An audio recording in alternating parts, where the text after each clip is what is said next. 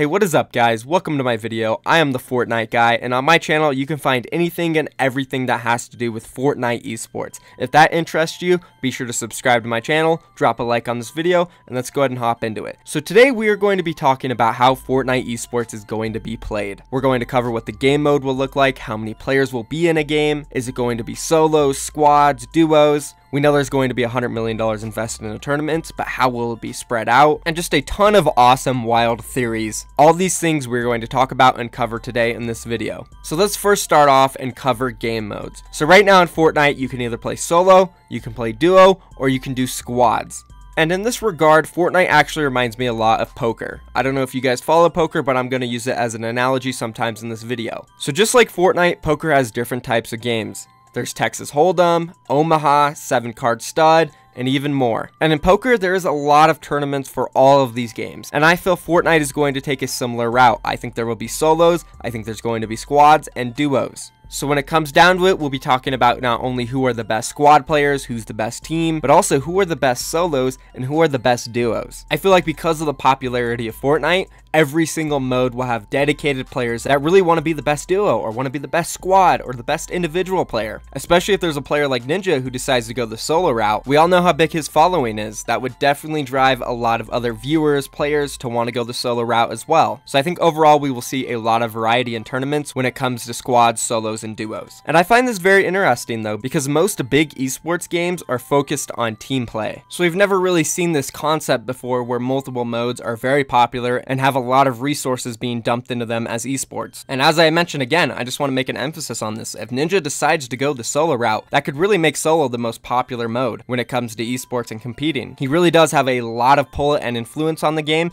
and up to this point we haven't really seen him compete with any teams. He's honestly just been focused on his stream, and some could say, well, maybe he won't even play professionally and he'll just go the streaming route, which is definitely a possibility. But I would think with his past history and competing, he played Halo for a very long time, he definitely has that competitive drive, and I wouldn't see someone like him not wanting to compete. At the very least, maybe he wouldn't take it too seriously, but I still think he would compete in solo tournaments, especially when it comes to like a world championship or something just mega huge. He would have to be involved. Alright, so now that I've talked about the game modes, and I think all of them will be equally pretty popular, let's go ahead and talk about how prize money could be distributed throughout these tournaments and modes. Because with $100 million, there is definitely a lot of options. Now, Fortnite's in a very interesting position when it comes to prize pool. They can distribute it in many ways. Of course, there's the classic, first place gets the most money, second place gets the second most money, and etc, etc. The higher you place, the more money you get. But what would be a very interesting factor that Fortnite could do is adding incentives. So say for every single kill,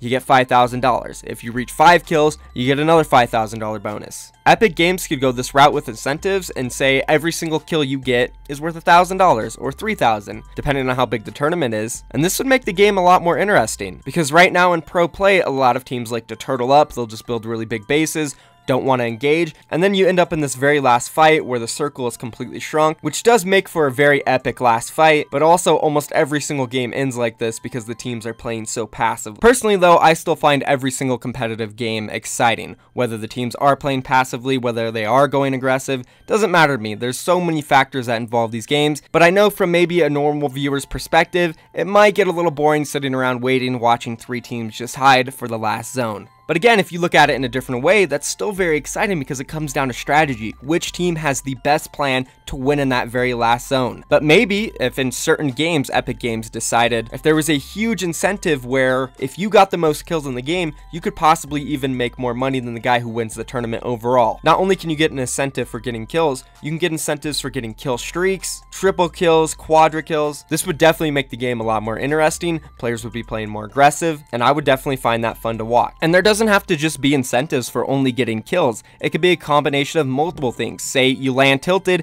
and you get 2 kills. There's a $10,000 bonus there. Or say whoever goes tilted and the guy who survives out of all of the people there gets $10,000. There's definitely unlimited ideas when it comes to incentives. I'm not saying all of these ideas are great. Some of them could work, some of them might not. But my point is that there is a lot of things that Epic Games can decide to do, and it's going to be really fun to see what they come up with. Now, as for the overall prize pool, we're looking at $100 million. There are so many different things Epic Games could do with this money. They could do 100 $1 million tournaments. They could do 50 $1 million tournaments. that are qualifiers for the big one, which could be a $50 million tournament. Or they can divide up the $100 million into three $33.333 million and put those for each game mode. And then they could do small qualifier tournaments that are, say, $100,000 each that qualify into the big one that is maybe $10-15 million per game mode. Another wild theory, which Epic Games could very well do, is something based on region. They could literally run qualifiers based on state or country and find, say, the best player in California, the best player in New York, the best player in Florida. It could be the battle for the United States. Find the best player in every single state, all 50 players go at it, and say the top 3 to 5 players move on to the World Championships. They do the same thing for South Korea. Find the best 5 players, United Kingdom, Germany. Then we could find ourselves in a situation where we have the 2 to 3 best players in every single region or country competing in that final big game worth millions of dollars. That would be extremely exciting for solo. A lot of pride is on the line for your country. And then for squads, obviously you just do the best teams overall with organizations like FaZe, TSM, Tempo. Again, the point is there's just so many things that Epic Games could decide to do that would be completely awesome and overall reshape esports. I mean, they've already reshaped esports by nonchalantly investing $100 million out of nowhere. I can only imagine where this industry is going to go, guys. I am super excited. I've been a long lover of esports. I love Fortnite. I'm pretty much a kid in a candy store. And that's going to be it for this video, guys. There's only so much we can speculate and theorize on. We're just gonna have to wait for the announcements from Epic Games. I'm super hyped. Also, let me know down below what you guys want to see me talk about. For one of my next videos, I really want to talk about some of the best teams in the game. It's something that hasn't really been talked about yet, and there's a lot of undiscovered talent out there that I think a lot of people should start looking at. Because yeah, Ninja's a great player, Myth is a great player, Daquan, they're pretty much the best of the best right now. But there are also players out there that are just as good as them,